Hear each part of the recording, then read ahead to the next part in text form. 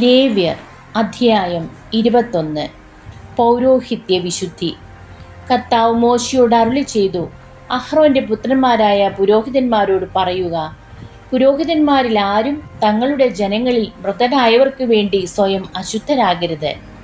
എന്നാൽ തൻ്റെ അടുത്ത ചാർച്ചക്കാരെ പ്രതി, പിതാവ്, മാതാവ്, മകൻ, മകൾ, സഹോദരൻ എന്നിവരെ പ്രതി അവൻ സ്വയം മാലിന്യമേറ്റുകൊള്ളട്ടെ. അതുപോലെ കന്യകയായ സഹോദരിയെ പ്രതിയും. അവിവാഹിതയായ അവൾ അവന് ബന്ധപ്പെട്ടവളാണ്.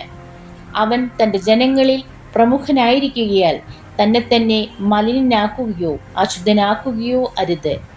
ദുഃഖസൂചകമായി പുരോഹിതന്മാർ തലമുണ്ടനം ചെയ്യുകയോ താടി വടിക്കുകയോ ശരീരത്തിൽ മുറിവുണ്ടാക്കുകയോ അരുത്. ദൈവത്തിന് മുൻപിൽ അവർ വിശുദ്ധരായിരിക്കണം. ദൈവത്തിൻ്റെ നാമം അശുദ്ധമാക്കരുത്.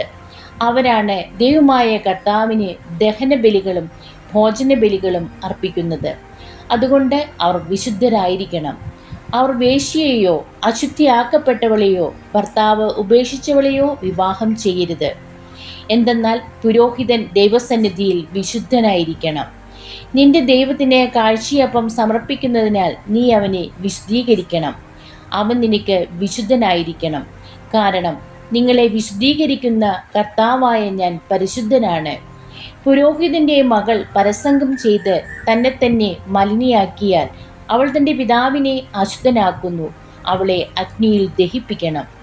അഭിഷേക തൈലം തലയിൽ ഒഴിക്കപ്പെട്ടവനും വിശുദ്ധ വസ്ത്രങ്ങൾ ധരിക്കാൻ പ്രതിഷ്ഠിക്കപ്പെട്ടവനും സഹോദരന്മാരിൽ പ്രധാന പുരോഹിതനുമായവൻ തൻ്റെ തല നഗ്നമാക്കുകയോ വസ്ത്രം കീറുകയോ അരുത്. അവൻ ശവശരീരങ്ങൾ സ്വന്തം മാതാവിൻ്റെയോ പിതാവിൻ്റെയോ തന്നെ ആയാലും സ്പർശിക്കുകയോ അവയാൽ തന്നെ അശുദ്ധനാക്കുകയോ അരുത്. അവൻ വിശുദ്ധ സ്ഥലം വിട്ട് പുറത്തു പോകുകയോ ദൈവത്തിൻ്റെ വിശുദ്ധ സ്ഥലം അശുദ്ധമാക്കുകയോ അരുത്. എന്തെന്നാൽ ദൈവത്തിൻ്റെ അഭിഷേക തൈലത്തിൻ്റെ കിരീടം അവൻ്റെ മേലുണ്ട്. ഞാനാണ് കർത്താവ്. കന്യകയെ ആയിരിക്കണം അവൻ ഭാര്യയായി സ്വീകരിക്കുന്നത്. വിധവ, ഉപേക്ഷിക്കപ്പെട്ടവൾ, മലിനിയാക്കപ്പെട്ടവൾ, വേശ്യ എന്നിവരെ അവൻ വിവാഹം ചെയ്യരുത്. സ്വജനത്തിൽ നിന്ന് ഒരു കന്യകയെ വേണം അവൻ ഭാര്യയായി സ്വീകരിക്കാൻ. അങ്ങനെ അവൻ തൻ്റെ മക്കളെ സ്വജനങ്ങളുടെ ഇടയിൽ അശുദ്ധരാക്കാതിരിക്കട്ടെ. ഞാനാണ് അവനെ വിശുദ്ധീകരിക്കുന്ന കർത്താവ്. കർത്താവ് മോശെയോട് അരുളിച്ചെയ്തു, അഹ്റോനോട് പറയുക, നിന്റെ സന്താന പരമ്പരയിൽ എന്തെങ്കിലും അംഗവൈകല്യമുള്ളവർ ദൈവത്തിന് കാഴ്ചയപ്പം അർപ്പിക്കാൻ അടുത്തു വരരുത്. കുരുടൻ, മുടന്തൻ, വികൃതമായ മുഖമുള്ളവൻ, പതിഞ്ഞതോ അധികം പൊന്തി നിൽക്കുന്നതോ ആയ മൂക്കുള്ളവൻ, ഒടിഞ്ഞ കൈയോ കാലോ ഉള്ളവൻ, തീരെ പൊക്കം കുറഞ്ഞവൻ, കാഴ്ചയ്ക്ക് തകരാറുള്ളവൻ, ചൊറിയോ ചുണങ്ങോ ഉള്ളവൻ, ഇടഞ്ഞ വൃഷണങ്ങളുള്ളവൻ എന്നിവർ അടുത്തു വരരുത്. പുരോഹിതനായ അഹ്റോന്റെ സന്തതികളിൽ അംഗവൈകല്യമുള്ള ഒരുവനും കർത്താവിന് ദഹനബലി അർപ്പിക്കാൻ അടുത്തു വരരുത്. എന്നാൽ ദൈവത്തിൻ്റെ വിശുദ്ധവും അതിവിശുദ്ധവുമായ അപ്പം അവന് ഭക്ഷിക്കാം.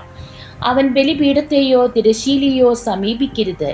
എൻ്റെ വിശുദ്ധ പേടകം അശുദ്ധമാകാതിരിക്കേണ്ടതിന് വികലാംഗൻ അവിടെ വരരുത്. കാരണം കർത്താവായ ഞാനാണ് അവയെ വിശുദ്ധീകരിക്കുന്നത്. അഹ്റോനോടും പുത്രന്മാരോടും ഇസ്രായേൽ ജനത്തോടും മോശ ഇക്കാര്യം പറഞ്ഞു. ദൈവമേ, സ്തുതി അങ്ങേക്ക് യോഗ്യമാകുന്നു.